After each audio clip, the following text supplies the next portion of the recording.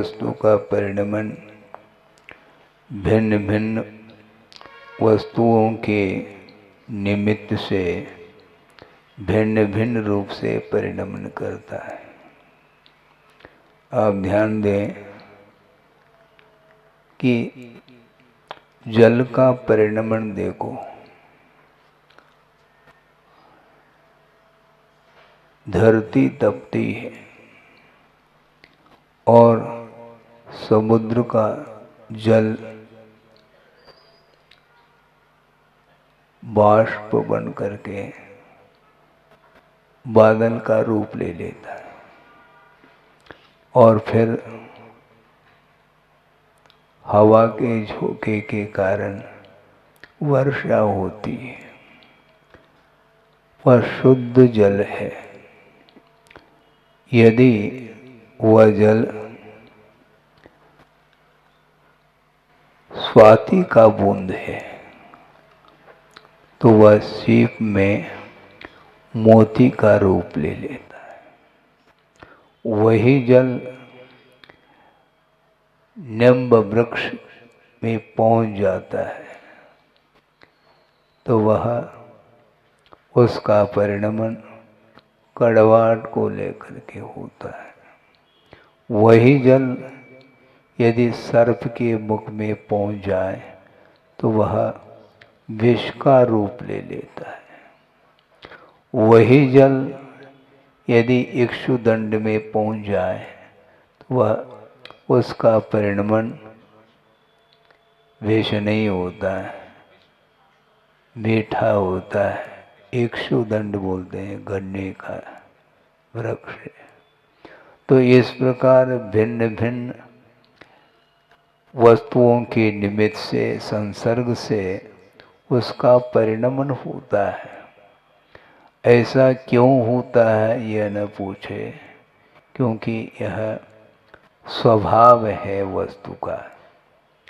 जैसा जिसको निमित्त मिलता है तो उसका परिणमन उसी रूप में होता है। एक ही वस्तु है और उसके माध्यम से पाप का भी अर्जन होता है और पुण्य का भी संचय होता है। एक ही है। सोचो, विचार करो। एक प्रसंग आपके सामने रखूं। एक मुनि महाराज हैं और वह सड़क के किनारे बैठे चिंतन मनन करते हुए और अनायास एक और दृष्टि उनकी चली जाती है। उनको ऐसा लग रहा है कि देखो कितनी अच्छी पर्याय मिली, किंतु भाग्य भी तो चाहिए। उन्होंने क्या देखा, सड़क के एक ओर एक शव है, एक युवती है जिसका अवसान हुआ है और वह युवती अप्सरा को मात करती है। इतना सुंदर शरीर है,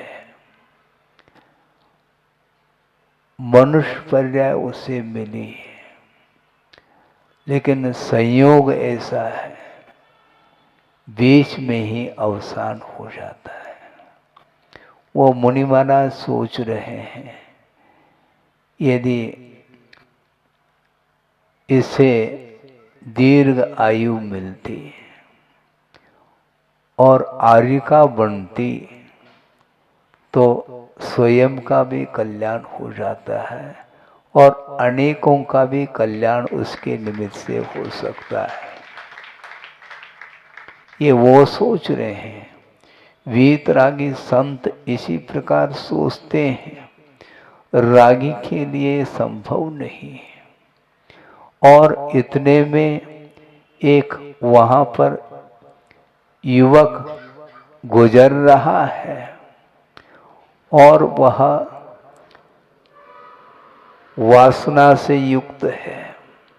वह ये सोचता है मेरा भाग्य कहाँ है। यदि जीवित अवस्था में इसको देख लेता तो इसके साथ मैं संबंध कर लेता।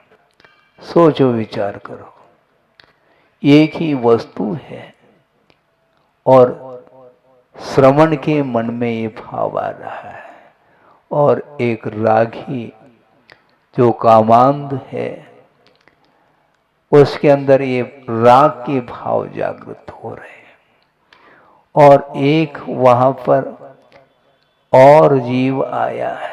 वह ये सोच रहा है ये दोनों यहाँ से निकल जाए तो मैं मांस का भक्षण कर लूं। इस प्रकार श्वान के मन में भाव आया है। कुत्ता ये सोच रहा है। अलग अलग जीव हैं, एक ही वस्तु है, तो वस्तु बंध के लिए भी कारण है, और उसी वस्तु के द्वारा कर्मों की निर्जरा भी हो सकती है, आश्रव रुक सकता है, किंतु बहुत कठिन काम है। ऐसे प्रसंग बहुत सारे मिल सकते हैं, लेकिन सोचने के लिए बुद्धि भी तो चाहिए। बुद्धि काम नहीं करती।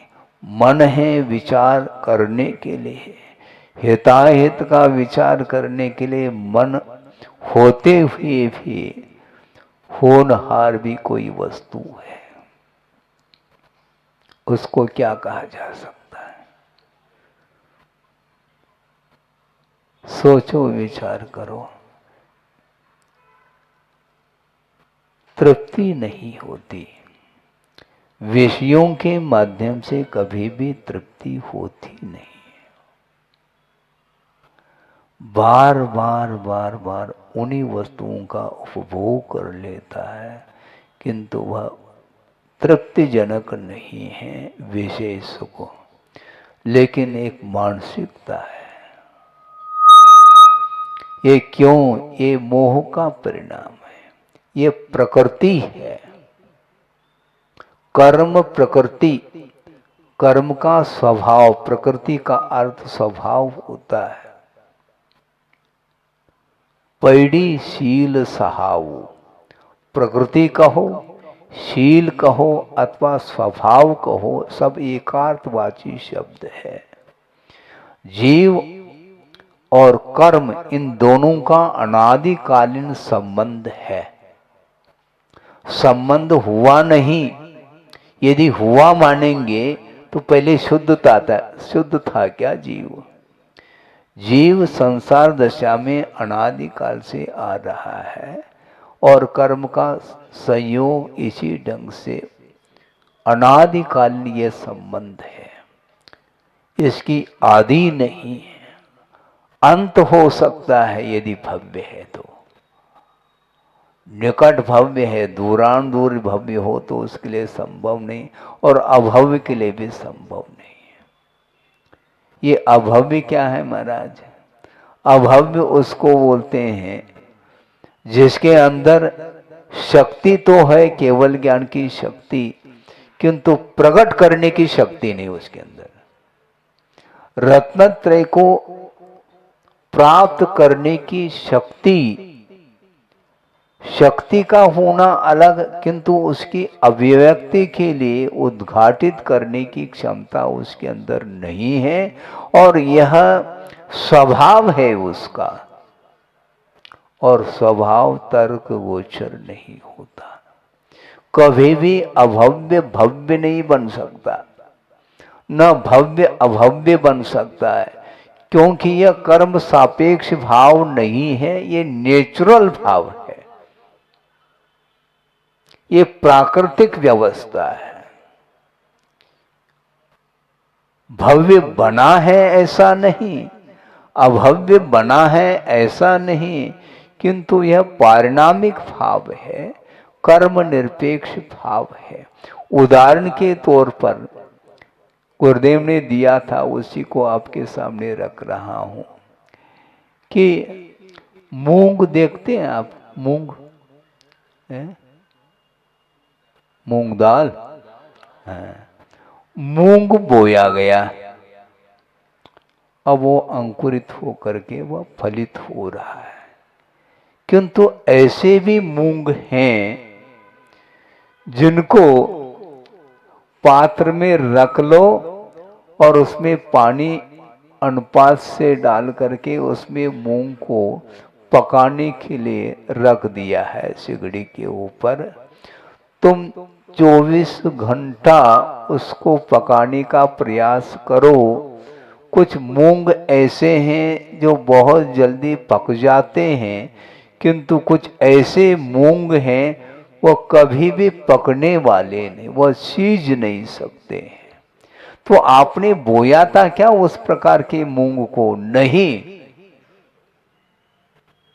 लेकिन आया कहां से? उसकी वो प्रकृति है। इसी को टर्रा मूंग बोलते हैं। हाँ। वो बिल्कुल जो है ना, वो मुख में आ जाए तो कट आवाज आ जाती, वो सीजता नहीं। ऐसा लगता कि कंकर तो नहीं, कंकर तो नहीं, वो मूंग ही है। उसी प्रकार अभव्य कभी भी मुक्त नहीं होगा, न हुआ। उसके बारे में क्या सोचेंगे? उसके सोचते हैं ऐसा विस्मय होता है, उसको कभी भी मुक्ति मिलने वाली नहीं। विदिशा की बात है, द्रव्य संग्रह का स्वाध्याय करा रहे थे गुरुदेव, संग बैठा है, पब्लिक भी बैठी है। प्रसंग यही निकला अभव्य और भव्य को लेकर के। एक व्यक्ति खड़े होकर के गुरुदेव के सामने हाथ जोड़ करके उनके वो स्वयं भावुक हो रहे हैं। विकल्प आ रहा है उनके मन में कि महाराज हम कुछ जिज्ञासा रखना चाहते हैं, बहुत मन आकुल व्याकुल हो रहा है। क्यों, क्या बात है? महाराज इस बात की चिंता है कि मैं भव्य हूं क्या नहीं। तो गुरुदेव ने कहा बैठ जाओ, तुम भव्य हो। क्योंकि क्यों? अभव्य को चिंता नहीं होती। अभव्य को कभी भी मुक्ति की चिंता ही नहीं उसको। जो भव्य होता है वही, उसी को मन में चिंता होती, वह दुखी होता है मुझे मुक्ति मिलेगी कि नहीं मिलेगी। मिलेगी, क्योंकि अभव्य को कोई भी आकुलता नहीं, उसके दृष्टि में मोक्ष कोई वस्तु ही नहीं। और दूसरी बात है, आगम के आधार से मैं कह रहा हूं, ऐसे भी अभव्य जीव हैं जो इस जनलिंग को अंगीकार करते हैं, ध्यान देना है, और निरंतर वो साधना करते हैं, तप करते हैं, इसके उपरांत भी मुक्ति नहीं मिलेगी। फिर महाराज इस जनलिंग को अंगीकार क्यों करते हैं? धर्म की आराधना क्यों करते हैं? यही तो समझना है। कुंद कुंद देव का ये कहना है, धम्मम भोग निमित्तम सद्दहदी। धर्म के प्रति वह श्रद्धान कर रहा है भोग के लिए, नदु कम्मक्षय निमित्तम, कर्म क्षय के लिए इस जनलिंग को वह अंगीकार नहीं करता, किंतु इसके माध्यम से मुझे वहां तक पहुंचना है। कहां तक? ऊंचाई तक। कहाँ? नवम क्रैवेक प्राप्त करना है। वहां पर 31 सागर की आयु है, उतने काल तक मैं स्वर्ग ही देव पर्याय में जो सुख उत्पन्न होना है उसको प्राप्त करने के लिए उसने टारगेट बनाया है। उसका गेट इतना ही है, आगे जा नहीं सकता, आगे प्रवेश नहीं। हाँ, मोक्ष महल में प्रवेश उसके लिए संभव नहीं, क्योंकि टारगेट कुछ अलग है, उद्देश्य उसका कुछ अलग है, भोगों के लिए सब कुछ कर रहा है। यदि वह कर्म क्षय के लिए करता तो मोक्ष महल में उसका प्रवेश हो जाता है, किंतु संभव नहीं है ना, वो अभव्य है। और अभव्य कौन है? और भव्य कौन है इसका परिज्ञान एक केवल ज्ञान गम्य है, छद्मस्त ज्ञान गम्य नहीं। हम और आप कौन अभव्य कौन भव्य इसके बारे में कुछ भी नहीं कह सकते। यह अवधि ज्ञान का भी विषय नहीं बनता, यह मनपर्य ज्ञान का भी विषय नहीं बनता कि हम जान सके, संभव नहीं। केवल ही भगवान ही जानते हैं। ऐसा द्रव्य संग्रह में विषय आया था। तो एक व्यक्ति ने जिज्ञासा रखी कि महाराज ये तो ठीक है, ये आगम की बात रखी आपने, ये बहुत सूक्ष्म आपने चर्चा की है, किंतु जिज्ञासा ये मन में उठती है कि महाराज कम से कम स्थूल रूप से तो कोई जानकारी मिल जाए हमें, कौन भव्य और कौन अभव्य। तो इसके लिए गुरुदेव ने बात अच्छी कही है। वस्तुतः केवल ज्ञान के द्वारा ही वह भव्य अभव्य का बोध हो सकता है, ये अलग विषय है। किंतु स्थूल रूप से हम भव्य और अभव्य किसको कहें, बहुत सटीक उत्तर दिया था और युक्ति पूर्वक वह उत्तर है कि कोई भी कार्य संपादित होता है उसके लिए द्रव्य, क्षेत्र, काल, भव और भाव, ये 4-5 चीजें हैं, इनके बिना वह कार्य संपादित नहीं होता। द्रव्य का अर्थ यह है शरीर। मुक्ति किसको मिलती है? आत्मा को तो मिलती है। किस गति से मिलती है? मनुष्य गति से मिलती है। नर गति से मुक्ति संभव नहीं, तिर्यंच गति से संभव नहीं, देव गति से संभव नहीं, मनुष्य गति से ही संभव है। हालांकि चारों गति से सम्यक की उत्पत्ति हो सकती है, इसमें बाधा नहीं, किंतु मोक्ष प्राप्त करना चाहो अथवा संयम को अंगीकार करना चाहो तो मनुष्य गति के अलावा अन्यत्र संभव नहीं। एकमात्र देह संयम की अपेक्षा से तिर्यंच गति में भी अपवाद है कि तिर्यंच भी अनुव्रत को अंगीकार कर सकता है, किंतु महाव्रती नहीं हो सकता। तो सिद्ध ये है कि मनुष्य पर्याय के अलावा मोक्ष मार्ग पर आरूढ़ होने के लिए कोई साधन नहीं है। तो इसलिए अब मनुष्य पर्याय में भी कोई मिलेंच खंड में पैदा हो गया तो उस मनुष्य को तो मुक्ति नहीं मिलेगी। कोई भोग भूमि में पैदा हुआ है, भोग भूमि से मुक्ति संभव नहीं, कर्म भूमि से ही संभव है, और उसमें भी आर्य खंड चाहिए। तो मनुष्य का जो शरीर है यह द्रव्य माना जाता है, किंतु इसमें भी पुरुष को ही मुक्ति है, स्त्री पर्याय में मुक्ति नहीं। टेंशन नहीं पालना। हाँ महाराज हमारा क्या होगा, सब ठीक होगा, इसलिए क्योंकि पंचम काल में न पुरुष को मुक्ति मिल रही है न महिला को।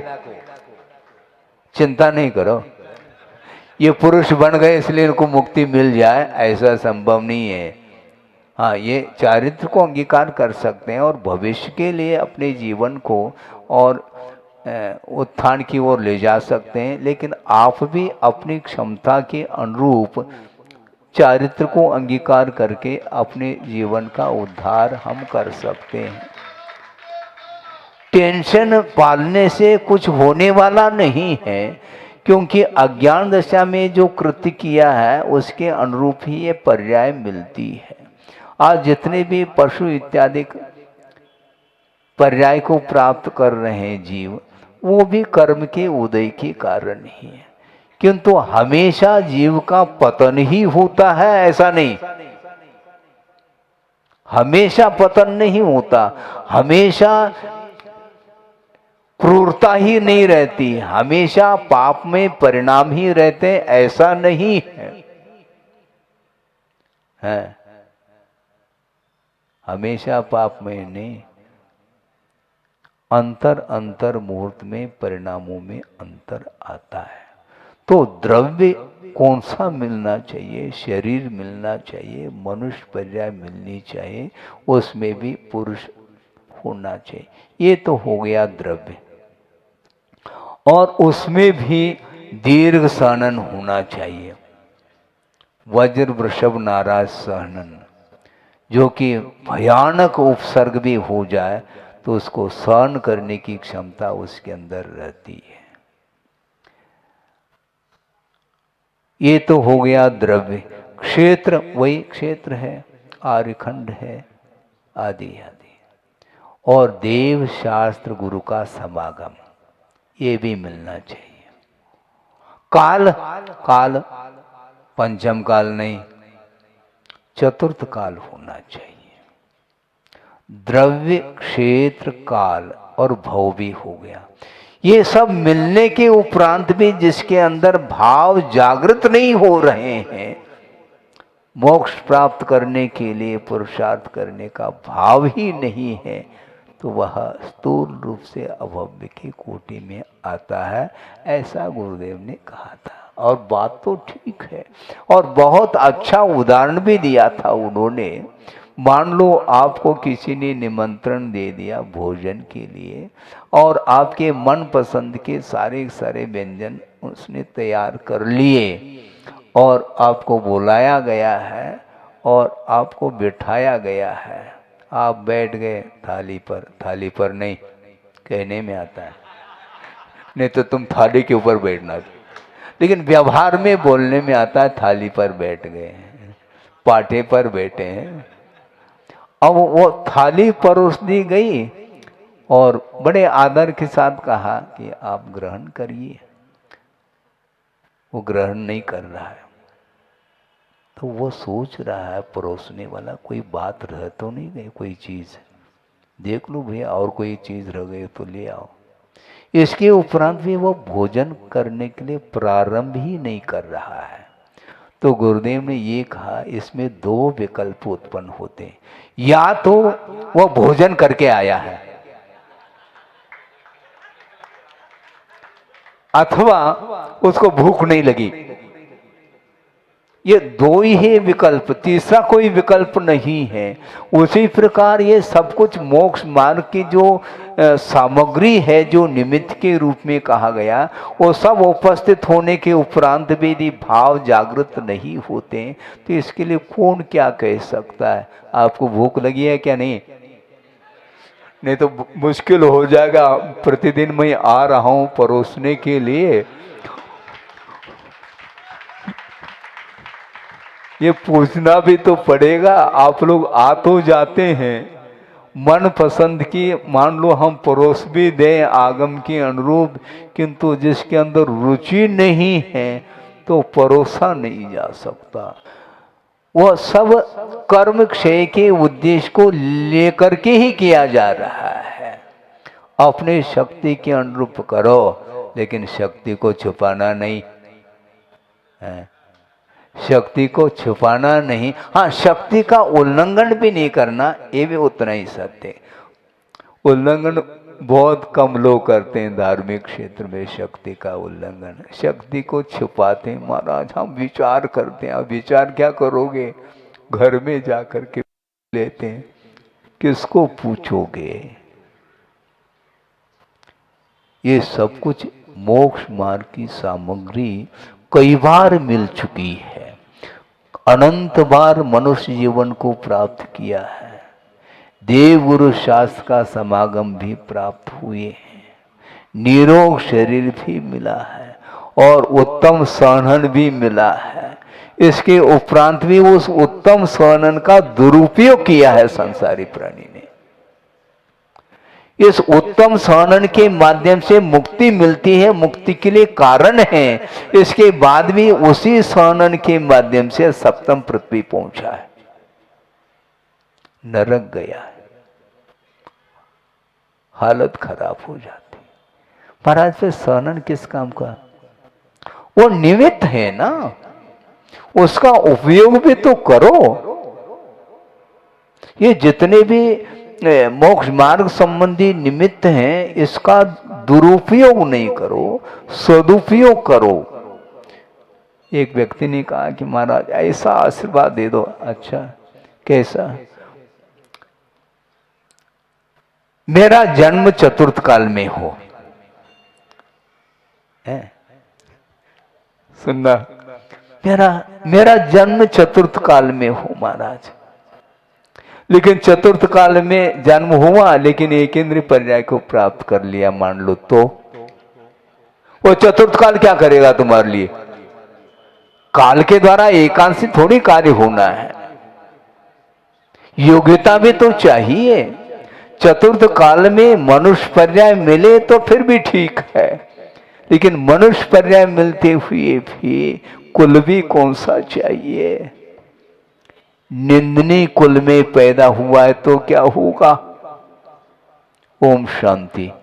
अर्थ तो समझ में आ जाता है, होना कुछ नहीं उसमें। ऐसे भी जीव हैं जो मनुष्य पर्याय को प्राप्त करके भी निंदनीय कुल में पैदा हुए हैं, जहां पर अहिंसा धर्म के विषय में कोई बोध नहीं है। हाँ, शेड्यूल कास्ट, कोई कसाई है, अब वह अपने जीवन में क्या कर रहा है? जो कुछ भी उसका व्यवसाय है, आजीविका के लिए साधन है, उसके माध्यम से पाप का ही अर्जन हो रहा है, इसलिए उसका पतन होगा। और इस प्रकार के मनुष्य पर्याय को मिलने से क्या फायदा, क्या है इसमें?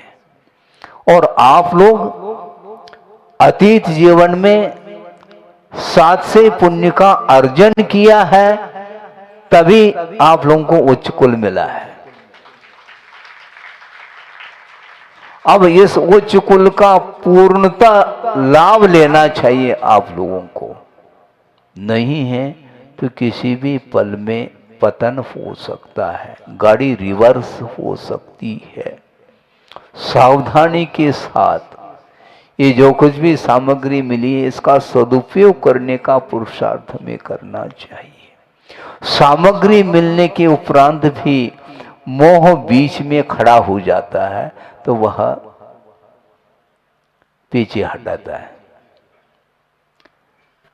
सुकमाल को पढ़ा आपने? वर्तमान युग में कथा आती है, सुकमाल वो इतना सुकमाल है, नाजुक है? सरसों का दाना चुभ रहा है? और उसके लिए जो भोजन बनता है बहुत कोमल चावल, इस प्रकार के चावल नहीं, बहुत ही है, हाँ मुलायम चंद है वो,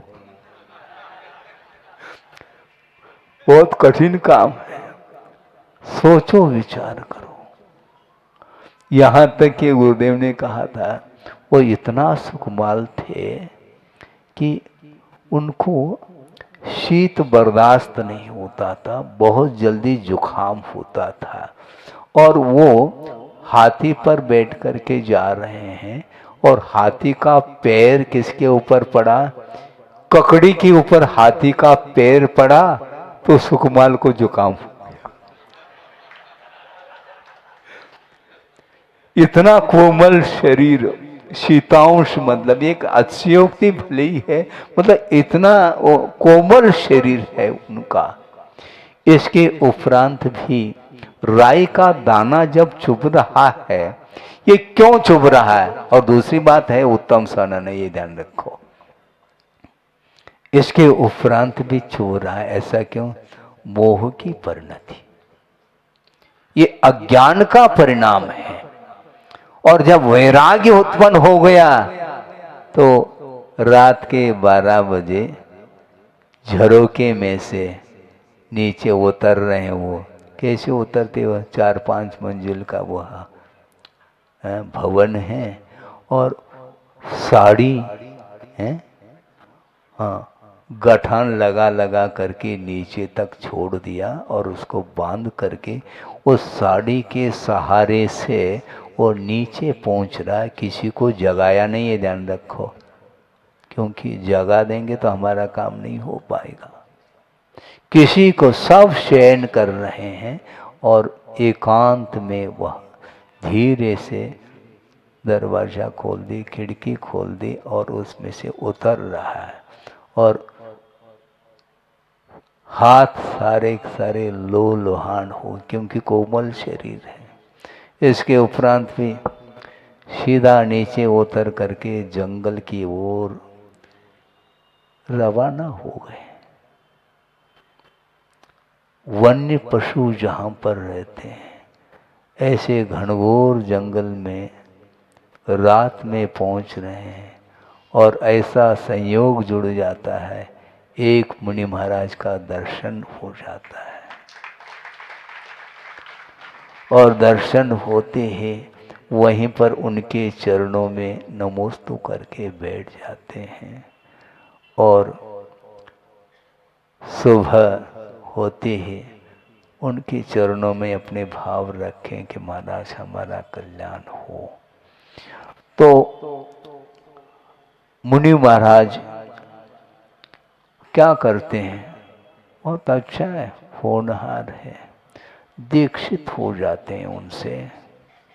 दीक्षित होने के उपरांत उसी घनघोर जंगल में वो दिन और रात तप कर रहे हैं, और रात में उपसर्ग हो जाता है।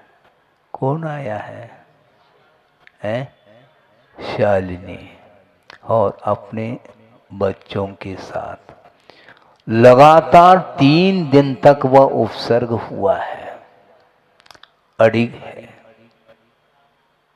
पाषाण के समान अकंप वो खड़े हैं अथवा बैठे। 3 दिन तक लगातार उपसर्ग होने के उपरांत भी कोई प्रतिकार का भाव नहीं आया, और उस उपसर्ग के बावजूद भी रत्नत्रय से वो विचलित नहीं हुए, और सर्वार सिद्धि पहुंच गए समाधि मरण करके।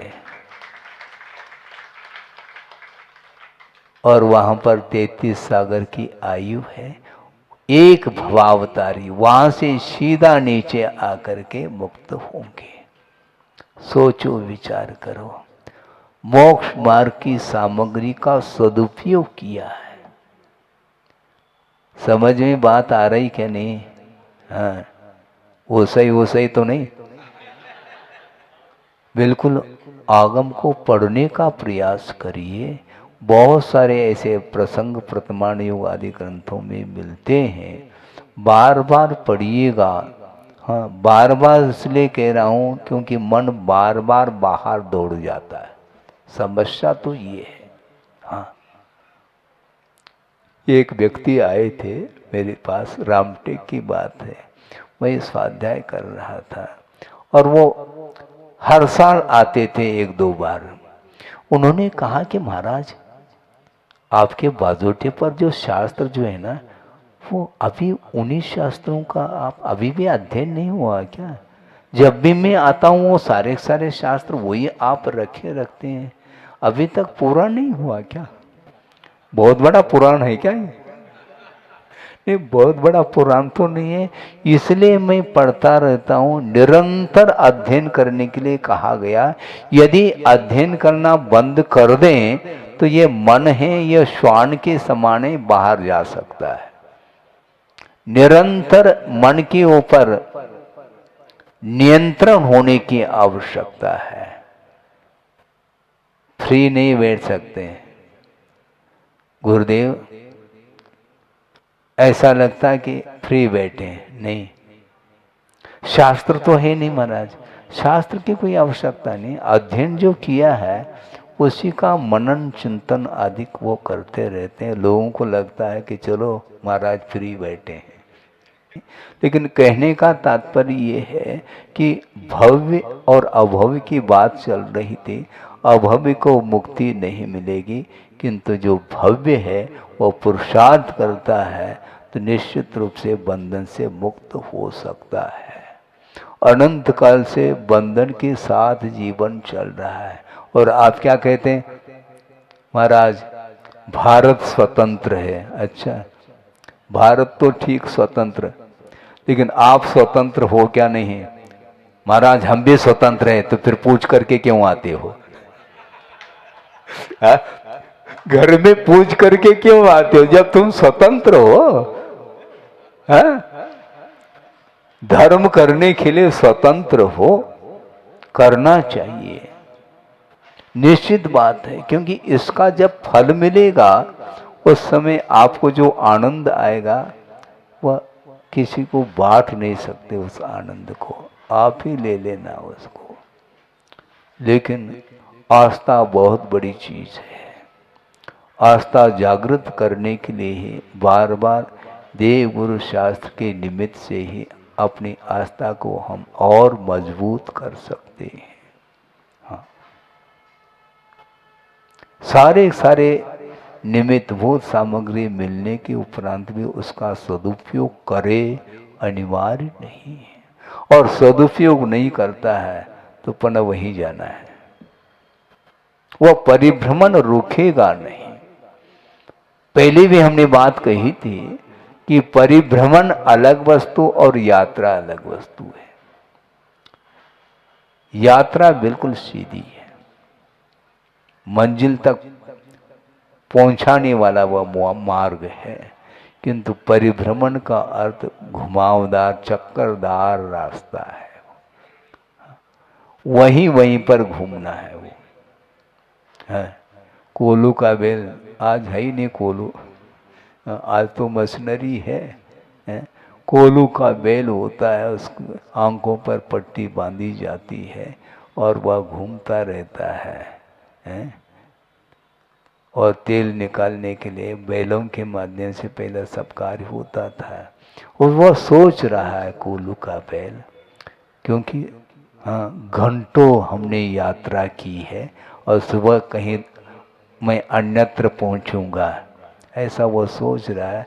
किंतु जब आंखों में से वह पट्टी निकाल दी जाती है तो वहीं का वहीं खड़ा है वो आप कहाँ हैं खड़े?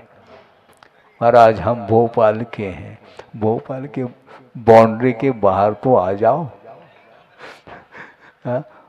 भोपाल बुलाया है, बुलाया मतलब भावना आपकी रही है और भोपाल आ गए हैं। लेकिन एक एक क्षण आपको सदुपयोग करना है। और गुरुदेव ने जो प्रकल्प दिया है, प्रकल्प मेरा नहीं, गुरुदेव का विकल्प है, गुरुदेव का प्रकल्प है और उसके लिए मुझे विकल्प तो होगा ही। इसलिए जल्दी से जल्दी कमर कस करके, कमर कैसे करेंगे? बेल्ट से। धोती कोई पहनता ही नहीं, पहले धोती पहनते थे, बिल्कुल जो ना बांध देते थे कमर को और अच्छे ढंग से कार्य करते थे। इसी प्रकार पुण्य के उदय में आप लोगों के पास संपदा भी मिली है और क्षमता भी है, योग्यता भी है, धर्म की ओर जो है आस्था जागृत हुई है। इसलिए उत्साह के साथ, एकता के साथ लड़ो नहीं है, लड़ना भिड़ना नहीं, हाँ, किंतु अच्छे काम करो जिसके माध्यम से हजारों हजारों साल के लिए बहुत बड़ी प्रभावना होगी। और गुरुदेव ने यह सब दायित्व आप लोगों के कंधों पर दिया है, योग्य समझ करके ही दिया है, ध्यान रखो। इसलिए समय पर इस कार्य को पूर्ण करना चाहिए जिसके माध्यम से धर्म की प्रभावना हो सके। अहिंसा परमो धर्म की जय।